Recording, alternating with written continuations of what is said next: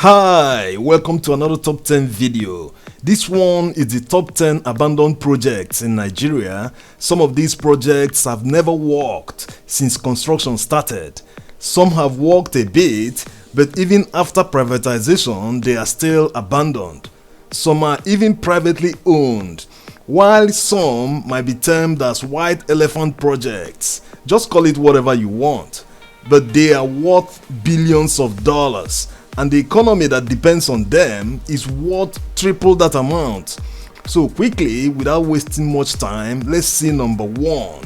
And always remember to push the subscribe button and enable notification. Thanks.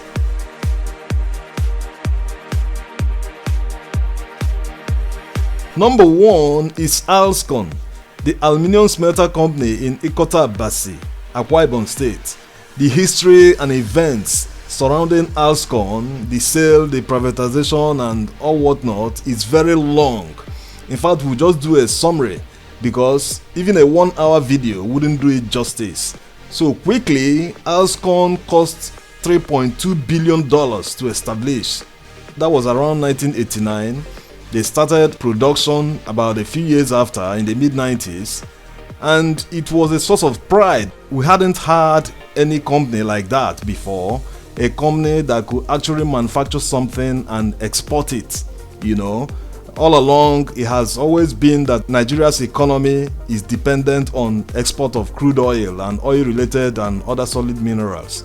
So it was a source of pride, not only because of the employment in the immediate community, and also other dependent economies like the likes of First Aluminium, Tower Aluminium didn't have to import their aluminium billets and ingots.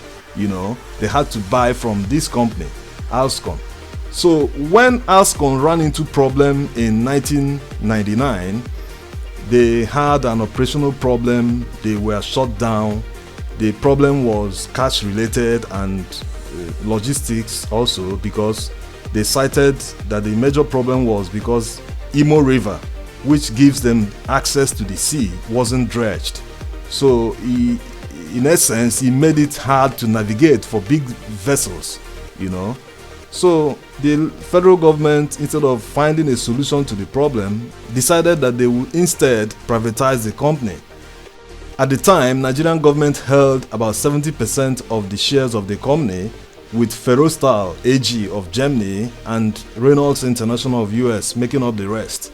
So when it came up for privatization, prior to that, Obasanjo had gone to United States to canvass and tell Nigerians living there to try and invest in their own country, in Nigeria. So some Nigerians responded to Obasanjo's request to come home and invest in their own country. That was what brought Ruben Jaja with his BFI group, in partnership with some Germans and Americans, to come and bid to acquire the shares of Alscon. Even before the bidding process, potential investors were conducted around the plant to at least see what they are buying.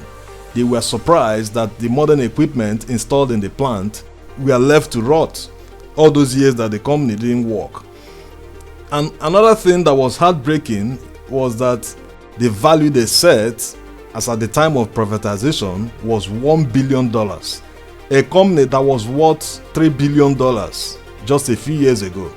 Even before the bidding process started, according to WikiLeaks, Obasanjo demanded to see the bid of BFI Group, which they declined, and he reportedly told them that Rusal Aluminium of Russia has already shown him their own bid, which BFI Group found illegal, But eventually, BFI Group bid $410 million as against $250 million that Russell bid, and eventually it was awarded to BFI Group. But they couldn't take control because there was a lot of manipulations. In fact, the matter went to court. They won in Supreme Court 8 years later.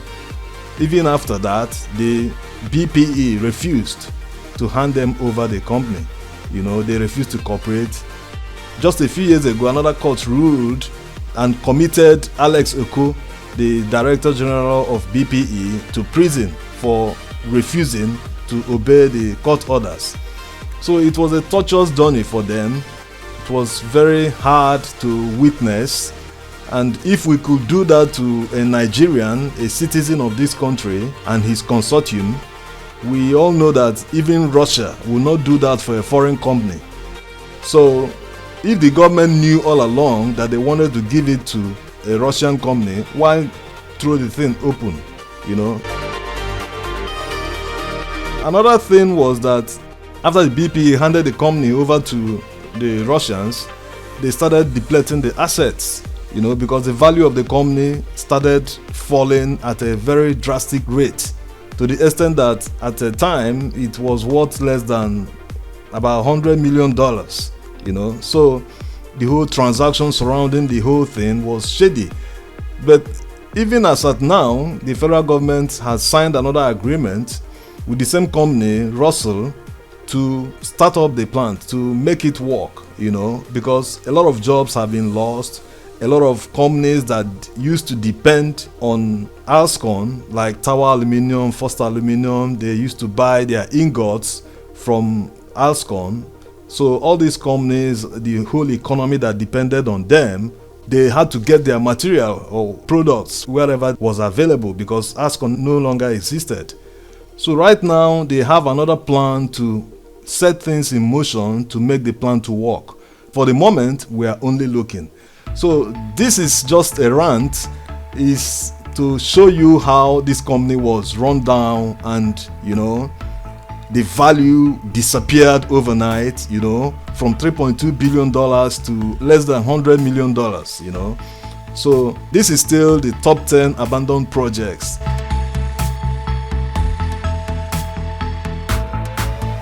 Number 2 is the Ajokuta Steel Company Limited.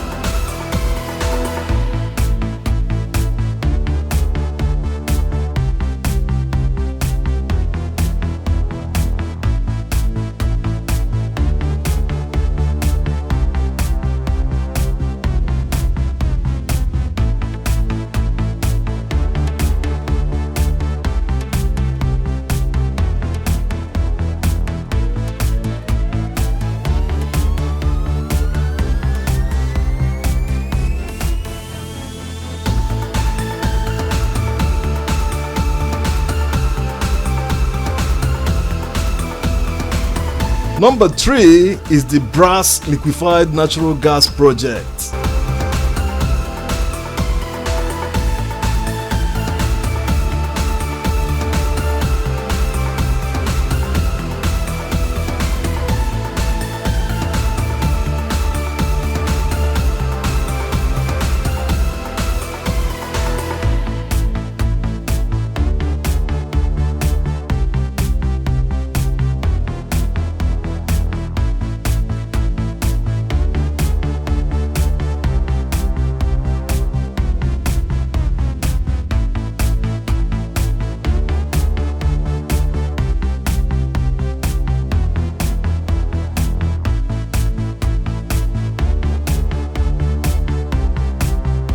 Number 4 is another LNG project in Olokola.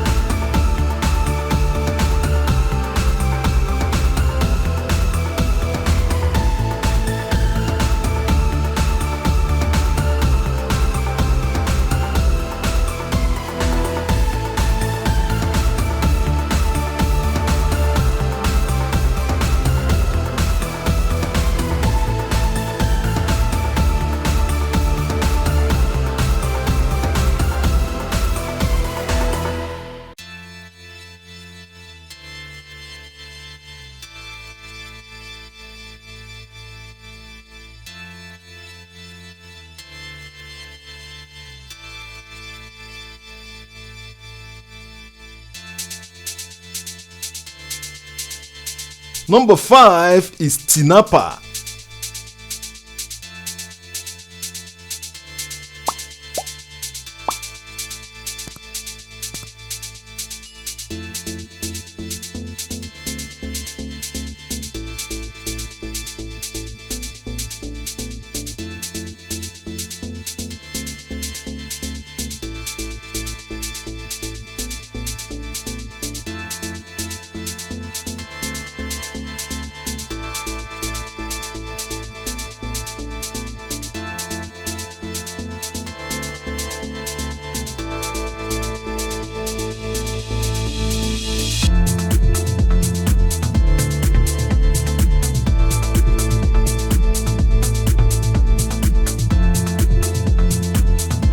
Number 6 is the MKO Abiola Airport.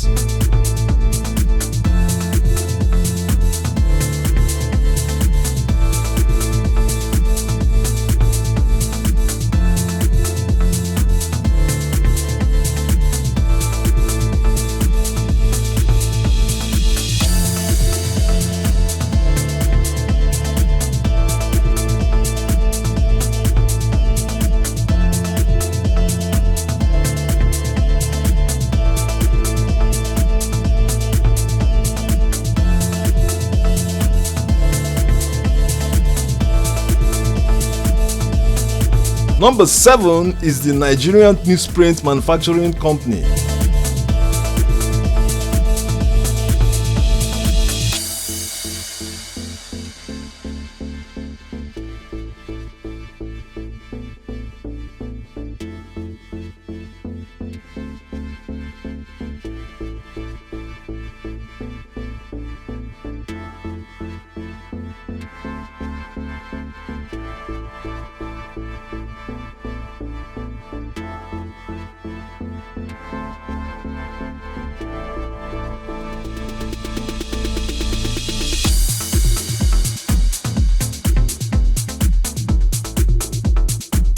Number 8 is Castech Engineering Fabrication Yard.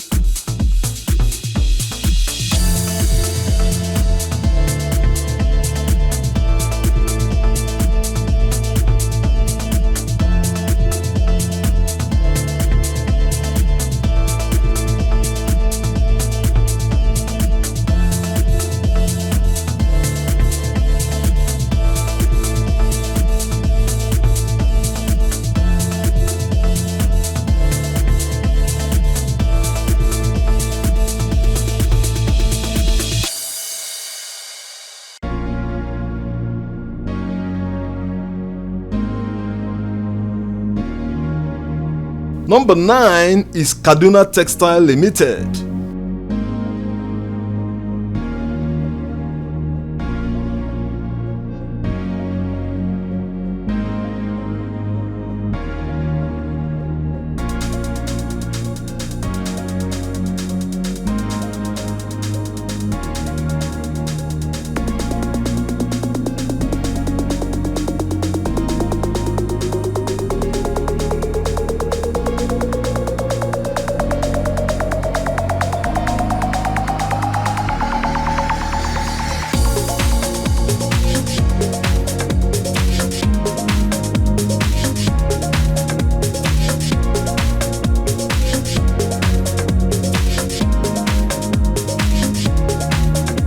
And last but not the least, number 10 is Teya Nigeria Limited. We hope you enjoyed the top 10. Push the subscribe button and remember to enable notification. Till next time, thanks for watching.